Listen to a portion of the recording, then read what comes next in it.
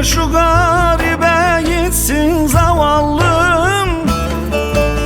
Yavrular içindir boyun büktüğüm. Yol ver şu garibe gitsin zavallım evine, zavallım köyüne. Garibim yurduna, gurbetçim yoluna. Yol ver şu garibe gitsin zavallım evine, zavallım köyüne. Garibim yurduna, gurbetçim yoluna.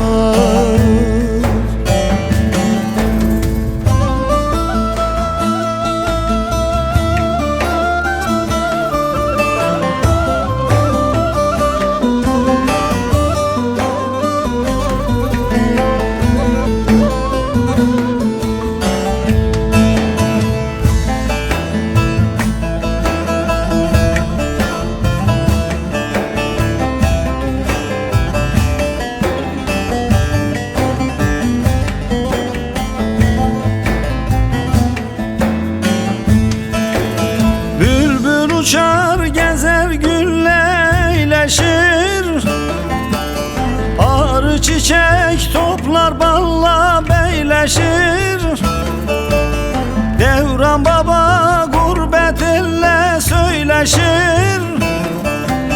Yol ver şu garibe gitsin zavallım evine, zavallım köyüne. Garibim yurduna, gurbetçim yoluna.